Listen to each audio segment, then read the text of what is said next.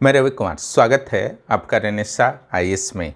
चलिए आज के वीडियो को शुरू करते हैं। 11th जेपीएससी से कुछ न्यूज आ रहे हैं, उससे पर थोड़ा सा विश्लेषण कर लिया जाए और आपकी रणनीति वर्तमान में क्या होनी चाहिए उस पर भी हल्की चर्चा कर ली जाएगी।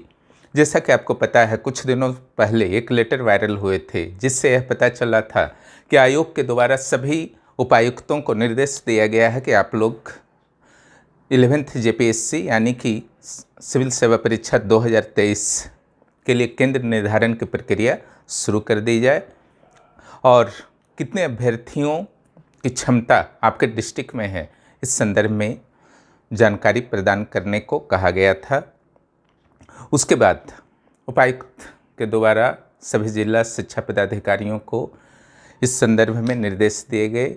इसी संदर्भ में जमशेदपुर एडिशन प्रभात खबर में यह न्यूज आई है कि पूर्वी सिंहभूम में लगभग 55,000 अभ्यर्थी बैठेंगे एग्ज़ाम के लिए। इससे आप अंदाज लगा सकते हैं कि इस बार कितना कठिन आपका जो कंपटीशन होने वाला है। हालांकि संख्या पर निर्भर नहीं करता है, लेकिन जब कैंडिडेट्स की कुल संख्या बढ़ते हैं तो सीरियस कैंडिडेट की भी कुल संख्या बढ़ेंगे, जो 5-10% होते हैं, उस आधार पर तो कंपटीशन बढ़ते हैं।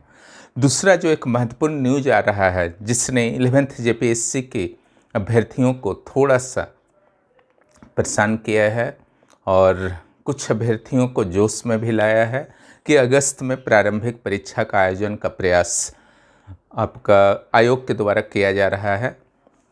तो आयोग का यह एक प्लान होगा कि अगस्त में एनी हाउ कंडक्ट कराया जाए, लेकिन अगस्त में ही हो जाएगा यह कहना अभी जल्दबाजी होगी। मेरे विचार से अगर बहुत जल्दी एग्ज़ाम हुआ तो सितंबर में होना चाहिए। अगस्त में संभावना कम है, सितंबर में संभावना अधिक है। लेकिन जैसा कि मैं शुरू से कहता रहा हूँ कि आपको जेपीएससी, आप झारखंड के हैं और जेपीएससी जब भी निकलेगा आपके प्लान में है कि उसको देना है। तो मई में फाइनल रिजल्ट आए थे पिछले साल, अभी मई है, अभी तक आपका फिनिश हो जाना चाहिए था सिलेबस। नहीं भी हुआ है तो अब मत लेट कीजिए, क्योंकि अगर सितंबर में प्रारंभिक परीक्षा हो जाते हैं तो फरवरी में मुख्य परीक्षा हो जाएंगे। इस हिसाब से भी अभी भी आपके पास 8-9 महीने बचे हुए हैं। इट मीन्स आप अभी भी फिनिश कर सकते हैं। प्रारंभिक परीक्षा की तैयारी, मुख्य परीक्षा की तैयारी अलग अलग की जाए या एक साथ किया जाए, इस संदर्भ में भी मैं पिछले वीडियो में क्लियरली आप लोगों को समझा चुका हूं। जिन्होंने उस वीडियो को नहीं देखा है उस वीडियो को देख सकते हैं, तो उससे रिलेटेड जो भी कन्फ्यूजन होगा आपका दूर हो जाएगा। तो अगस्त में लिखा गया है कि हो सकता है एग्ज़ाम, लेकिन मेरे विचार से सितंबर में होना चाहिए, फरवरी के आसपास मेंस होना चाहिए। ये हमारे पर्सनल विचार है। अभी आयोग के द्वारा कुछ भी घोषित नहीं किया गया है, आयोग के द्वारा तो वैकेंसी भी नहीं आई है, लेकिन यह आपका बहुत ही खतरनाक आयोग है और ऐसा आयोग जो कैलेंडर भी जारी नहीं करता है, ऐसे आयोग से तो कैंडिडेट्स को काफ़ी सावधान रहना चाहिए। और इसका इतिहास भी रहा है, अचानक वैकेंसी आना, फटाफट पेटी वगैरह लेना, मेंस लेना, है ना, सब चीज़ जल्दी करने का प्रयास करता है जैसे ही नोटिफिकेशन आता है। क्यों किया जाता है? क्योंकि चुनाव वगैरह रहता है या कुछ अन्य मुद्दे रहते हैं जिसके कारण एनी हाउ रिजल्ट देना रहता है ना।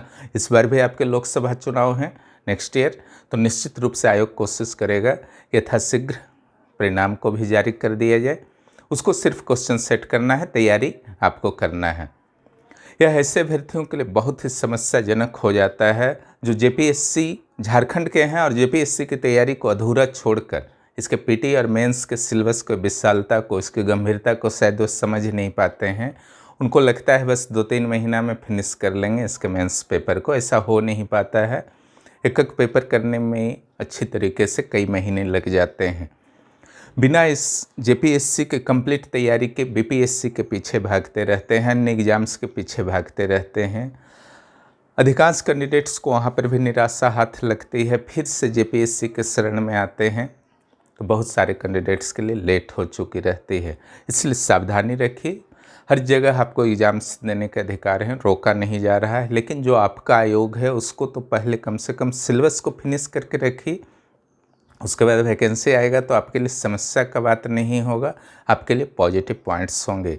जहाँ तक सीट्स की संख्या है इस बार, तो 400 के आसपास आपके सीट्स रह सकते हैं। सीट्स कितने रह सकते हैं? 400 के आसपास।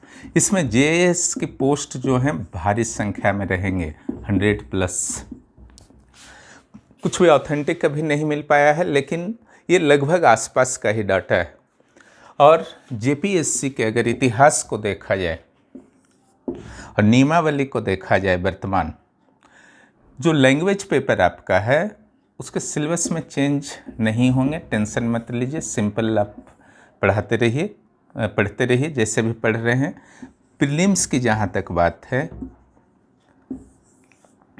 तो 15 गुना आपके आने वाले हैं, तो 6000 तो मिनिमम आएंगे ही, इससे कम नहीं आएंगे। अगर 400 सीट पूरा निकलता है तो 6000 आपके हो गए।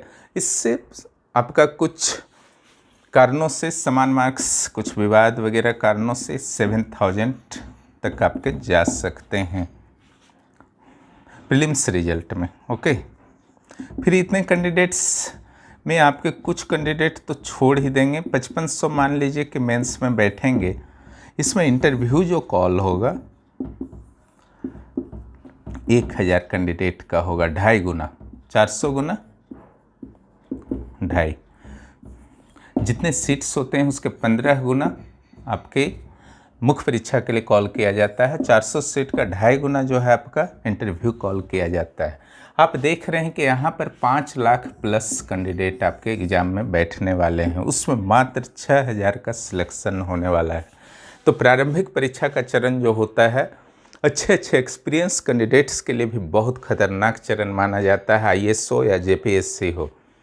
इसलिए प्रारंभिक परीक्षा की तैयारी आपकी कभी नहीं रुकनी चाहिए, मुख्य परीक्षा के साथ साथ हमेशा होना चाहिए, ओवर कॉन्फिडेंस में नहीं जाना है। और ऐसे भी प्रारंभिक परीक्षा की तैयारी आप रेगुलर करेंगे तो उसका क्या लाभ है? मुख्य परीक्षा के जो 160 आपके MCQs हैं उसको सॉल्व करने में आपको बहुत ही सरलता फील होगी और अच्छे मार्क्स ला करके अच्छे रैंक ला सकते हैं। यहाँ पर आपके हो गए 5 lakh total candidate, 400 seat, 6000 prelims qualified, 1000 interview के लिए, अंततः 400 लोगों का सिलेक्शन होगा जो ऑफिसर्स बनेंगे। उसमें भी उन 400 में भी सभी को इच्छित पोस्ट नहीं मिल पाएंगे, उन्हीं को इच्छित पोस्ट मिलेंगे जो टॉप 50 टॉप 100 में होंगे। इट मीन्स सिर्फ आपको तैयारी नहीं करनी है बल्कि अच्छी तैयारी करनी है ताकि आप रैंकर्स बन सके और जो फर्स्ट प्रेफरेंस में आपने दिया है एग्जाम अपने प्रेफरेंस में वह पोस्ट आपको मिल सके और फिर अपने राज्य को सर्व कर सकें और आगे के जीवन के आगे के प्लान्स को बना सकें। आप एक ही जगह स्टेगनेंट नहीं रह सकते हैं, लाइफ में इतना समय नहीं होता है ना। तैयारी की जहाँ तक बात है, मैं पिछले वीडियो में पीटी और मेंस पर चर्चा कर ही चुका हूँ। और सिविल सेवा की तैयारी को ग्रुप सी और डी की तैयारी की तरह नहीं लेना चाहिए। ग्रुप ए और बी जो आईएएस और जेपीएससी के पोस्ट्स होते हैं ये पूरी तरीके से नीति निर्माता के पोस्ट होते हैं, निर्देश देने वाले के पोस्ट होते हैं, है ना, सुनने वाले के पोस्ट नहीं होते हैं।